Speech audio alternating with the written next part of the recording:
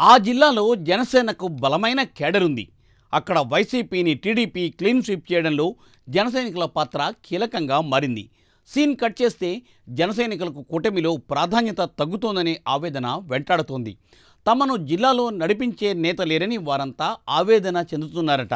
తొలి నుండి పార్టీని నమ్ముకుని నడుస్తున్న నేతలకు పదవులు లేకపోవడం, స్థానిక ఎమ్మెల్యేలు నేతలను విస్మరించడం కొంత అసంతృప్తికి కారణమవుతోంది. దీంతో జనసేనలో ముఖ్యమైన నేతలు అంతర్మథనంలో పడిపోయారు. ఇంతకు జనసైనికుల ఆవేదన ఏంటి? ఆ జిల్లా కూటమిలో ఏం జరుగుతోంది? ఈ రిపోర్ట్లో చూద్దాం.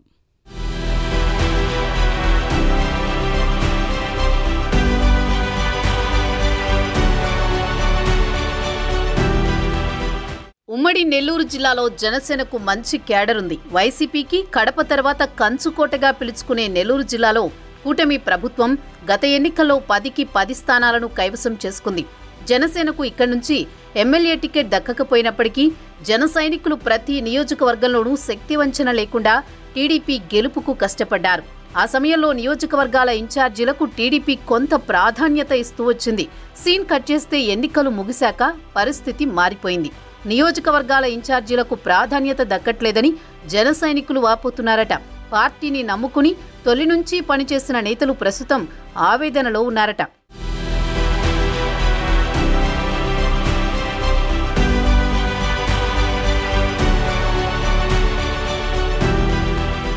ఉమ్మడి నెల్లూరు జిల్లాలో మొత్తం 10 నియోజకవర్గాలున్నాయి. ప్రస్తుతం ఇక్కడ జిల్లా అధ్యక్షుడు ఎవరూ లేరు.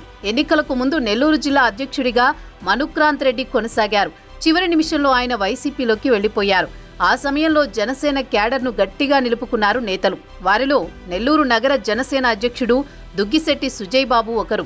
మనుక్రాంత్ పార్టీని వీడితే తనతో పాటు అనేక మంది నేతలను తీసుకువెళ్లిపోతానని బెదిరించారు. కానీ అదే సమయంలో తొలి నుంచి మెగా అభిమాని, యువరాజ్యంలో కీలక నేత అయిన సుజయ్ బాబు పట్టుపట్టి కూర్చున్నారు.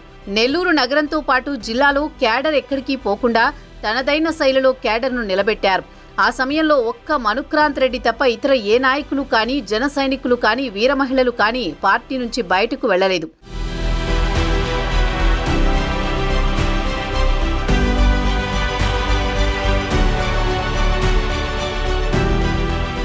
ఇటీవల కూటమి ప్రభుత్వం ఇచ్చిన నామినేటెడ్ పదవుల్లో జిల్లాల్లో జనసేనకు 2 పదవులు దక్కాయి. వారిలో వేములపాటి అజయ్ కుమార్ టిట్కో చైర్మన్ పదవి ఇవ్వగా, దుగ్గిశెట్టి సుజయ్ బాబుకు ఆర్యవైశ్య కార్పొరేషన్లో డైరెక్టర్గా ఇచ్చారు. అయితే కుల ప్రాతిపదికన ఆ పదవిని పెద్దగా పట్టించుకోలేదట సుజయ్ బాబు. ఇంతవరకు ఆ పదవికి సంబంధించి ఎలాంటి కార్యక్రమాలు ఆయన చేయలేదు. తొలి నుంచి మెగా అభిమానిగా, యువరాజ్యం జనసేనలో కీలక నేతగా ఉన్న తాను పార్టీ కోసం పనిచేస్తానని చెప్పేశారట. అటు సుజయ్ బాబు అనుచరులు కూడా ఆయనకు కీలక పదవి వస్తుందేమో అని ఆశాభావంతో ఎదురు చూస్తున్నారు. మరోవైపు నెల్లూరు సిటీలో గురుకుల కిషోర్ కూడా విస్తృతంగా పర్యటిస్తున్నారు. కొంతకాలం క్రితం పార్టీలోకి వచ్చిన సీనియర్ నాయకులు నూనె మల్లికార్జున యాదవ్ వివిధ కార్యక్రమాలు చేస్తూ ముందుకు వెళుతున్నారు.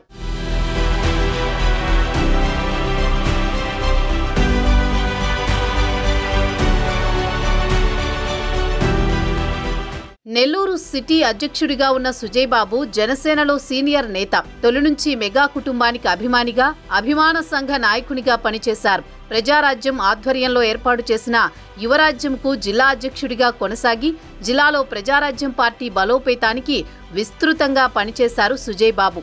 పవన్ కళ్యాణ్ జనసేన పార్టీ స్థాపించిన వెంటనే పార్టీలోకి వచ్చిన నెల్లూరు జిల్లాలో అనేక కార్యక్రమాలు చేపట్టారు. ఎలాంటి పదవులు ఆశించకుండా కేవలం జనసేన బలోపేతం కోసం కార్యకర్తలతో విస్తృతంగా పనిచేశారు. ఆర్యవైశ్య సంఘానికి ప్రతినిధిగా 1కి 2 సార్లు పలు పార్టీల్లో అవకాశం వచ్చినా జనసేన నుంచి బయటకు రానని తెగేసి చెప్పారు సుజయ్ బాబు.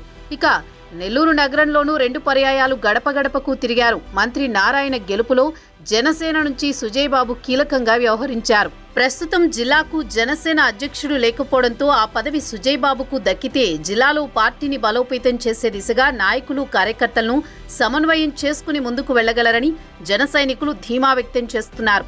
నెల్లూరు నగరంలో ఆర్యవైశ్యుల్లో జనసేనకు మంచి పట్టే ఉంది. సుజయ్కి జిల్లా అధ్యక్ష పదవి దక్కితే ఆర్యవైశ్యుల్లో మరింతగా పార్టీని బలోపేతం చేసే అవకాశం ఉందని టాక్.